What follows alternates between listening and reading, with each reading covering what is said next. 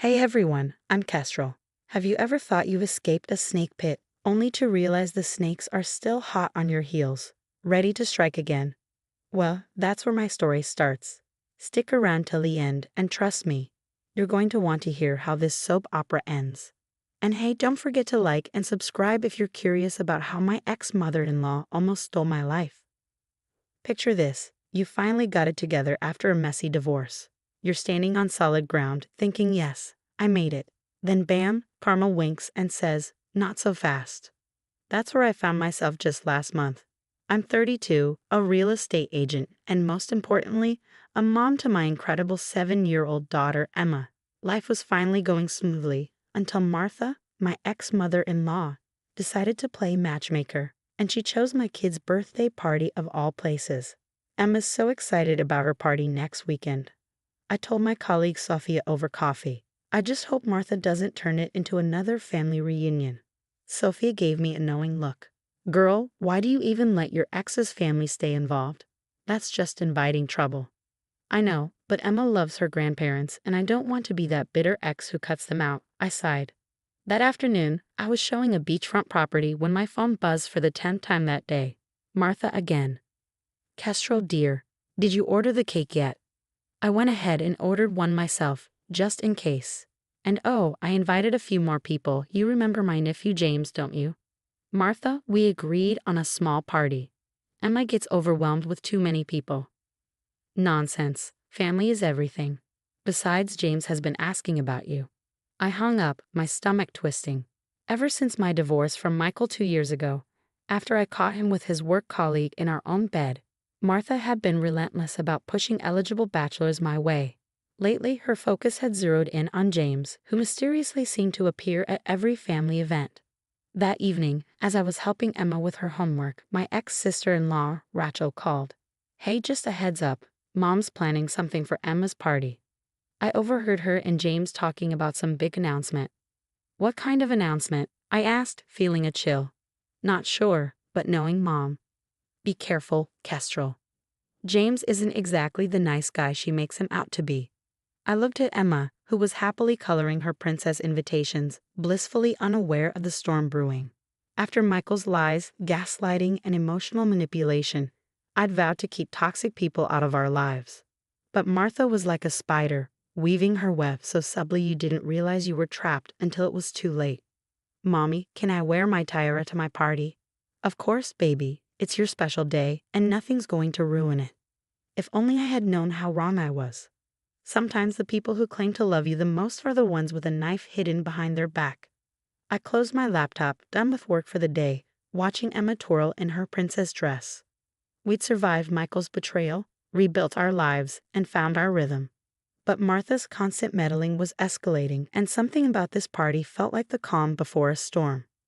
The morning of Emma's birthday began like a fairy tale, streamers, balloons, and my little girl bouncing with excitement. But by the afternoon, it was starting to feel like a nightmare. Mommy, Ashley and Katie are here. Emma squealed, running to greet her friends in her sparkly purple dress as I hung the last of the decorations. When Martha burst through the door, she brought what looked like half the family tree in tow. Where should we put all these extra chairs? She trilled. James, be a dear and help set them up. My heart stopped. James. Of course he was here, flashing that fake smile that never quite reached his eyes. Before I could protest, Martha had taken over my kitchen, moving everything I'd carefully arranged. These store-bought cupcakes won't do, she declared, shuffling my carefully prepared food aside. Good thing I brought my homemade ones. Martha, Emma specifically asked for chocolate cupcakes, which is why I... Nonsense. Trust me, I know what's best. Oh, James, doesn't Kestrel look lovely today? Across the room, Rachel caught my eye, her worried expression mirroring my own. The party was growing stifling with all these uninvited family members, most of whom I'd never even met. Emma's friends huddled together in a corner, looking overwhelmed. Then it was time for cake. My stomach churned as Martha insisted on gathering everyone around. Emma stood there, her tiara askew, 7 tiny candles flickering in front of her. She looked so small amidst the crowd of strangers. Before we sing, I have a wonderful announcement. Martha's voice rang out, sharp as a bell. Martha, don't. Rachel tried to interrupt, But it was too late. Our dear Kestrel and my nephew James are getting married. Isn't it wonderful? Emma's finally getting a new daddy. The room fell silent. Emma's face crumpled, her eyes filling with tears. But I don't want a new daddy, she whimpered. James stepped forward, attempting to put his arm around me. Surprise, honey. I shoved his arm away, my voice shaking with rage. What the hell is wrong with you people? You are lying. Emma burst into tears and ran upstairs.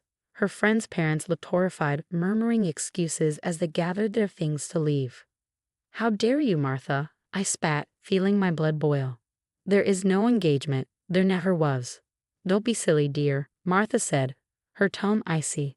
James and I have been planning this for weeks. It's perfect timing. And that's when I saw it. The smug look James and Martha exchanged. This wasn't a misguided attempt at matchmaking. This was calculated. Everyone out? Now, my voice was ice cold. The party's over. But the presents, Martha started, eyes wide with feigned innocence. Get out. As the crowd filed out, I caught James whispering something to Martha. She nodded, that smug smile plastered on her face. Only Rachel stayed behind, helping me clean up the wreckage. Kez, there's something you need to know about James, she said quietly. He's done this before. Upstairs, I could hear Emma's muffled sobs. My little girl's special day had been ruined, and beneath my fury, something stronger was brewing. Determination. They thought they could manipulate me, push their way into our lives. But I'd had enough. This wasn't just about a birthday party anymore. This was war.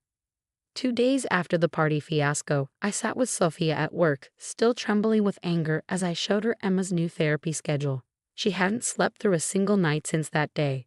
Her teacher had called to let me know Emma had a panic attack when someone mentioned birthdays in class. Sophia's fingers flew over her keyboard. Your mother-in-law picked the wrong real estate agent to mess with. I've got contacts all over. Let's see what Prince Charming James has been up to. My phone buzzed. A passive-aggressive text from Martha. Emma needs a father figure. You're being selfish. Sophia spun her monitor around. James Henderson, formerly James Mitchell. He's changed his name twice in 5 years. Look familiar. The screen showed a list of lawsuit filings. Multiple women, single mothers, accusing him of love bombing, staging fake engagements, then helping his family file for custody rights. There was more. Rachel had joined us, holding a worn notebook. I found Mom's notebook. She's been documenting everything. Every time Emma was late to school, every scraped knee, every day you worked late. She's building a case. My blood ran cold. A case for what? Grandparents' rights, Rachel said, her face pale. With James claiming to be Emma's future stepfather, they think they have grounds to petition for partial custody. Nausea twisted my stomach as I opened Martha's Facebook page. Hidden within her posts were countless subtle jabs. Praying for my granddaughter Emma. Single mothers have it so hard. Worried about Emma's emotional well-being. Children need stable father figures. She'd been planning this for months. Rachel's face softened. She did the same thing to Michael's first wife, Made her look unstable until she finally gave up trying to see her son. The pieces fell into place. My marriage to Michael, the constant interference, the surprise visits, it wasn't just manipulation. It was a scheme.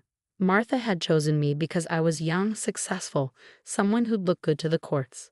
I wasn't just fighting for birthday memories anymore. I was fighting for our future. They're coming for Emma, I whispered, voice cracking. Not if we stop them first, Sophia said firmly, grabbing a fresh notepad. Those women James conned. They're willing to talk. And I found out he's still legally married to wife number 2. I thought of Emma, of the way Martha had been chipping away at my authority, of James thinking he could waltz into our lives and turn my daughter into a pawn. I need every scrap of evidence, I told them. Every text, every email, every social media post. If Martha wants to document my parenting, then let's show her how it's really done. Rachel squeezed my hand. Mom's hosting her annual charity brunch next weekend. Everyone who's anyone in the family will be there. A plan began forming in my mind. If Martha liked putting on shows, fine. I'd give her a performance to remember. The charity brunch was in full swing when Rachel and I entered. The country club's dining room buzzed with the chatter of family members and society elites. It was the perfect audience. Kestrel, I'm so glad you came to your senses about the engagement. Martha rushed over, pulling James along. Everyone's been asking about the wedding plans. Oh, I have an announcement about that, I replied, glancing at Rachel. She nodded, dimming her lights as a projector screen descended from the ceiling. What's this? Martha's smile faltered. A very special presentation. I clicked the remote. Suddenly, James's mugshot filled the screen. Everyone meet James Mitchell, or is it Henderson now? Hard to keep track with all the name changes. 3 fraud convictions, 2 ongoing lawsuits, and my personal favorite, a current marriage license. His? What? Martha's face went white. That would be to me. A woman strode into the room, a designer handbag swinging at her side. Hi, honey, miss me. James stumbled backward. Sarah. Thanks for the tip about my husband's whereabouts, she nodded at me. The divorce lawyer says the fraud charges are a slam dunk. Martha tried to regain control. There must be some mistake. Like the mistakes you made with Michael's first wife?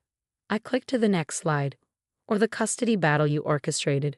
Or these posts defaming my parenting. I was protecting Emma. By traumatizing her. I asked. By making her afraid of her own birthday. An older woman stood up, Martha's sister. Is this true? Like what you did to my daughter-in-law? The room erupted. Years of Martha's lies and manipulation unraveled as more family members connected the dots. You told me Janet abandoned her son, a cousin said. So that's why Claire left town. As James tried to slink toward the exit, 2 uniformed officers blocked his path. Sir, we have some questions about those fraud charges. 6 months later, Emma and I stood in our backyard, hanging decorations for her half-birthday party. Her therapist had suggested reclaiming birthdays with happy memories, just us and real friends this time. Rachel and Sophia were helping too. Since that fateful brunch, Martha's social circle had crumbled. James was facing jail time for fraud, and Sarah won everything in the divorce. And Martha? The family court judge took one look at the evidence and terminated all her rights to see Emma. I watched my daughter, healthy and happy again. Sometimes the best revenge isn't about getting even. It's about breaking free and building something better from the ashes. Emma and I, we were just getting started. What would you have done if your mother-in-law announced a fake engagement at your child's birthday? Would you expose her immediately or plan a calculated revenge like I did? Share your thoughts in the comments below.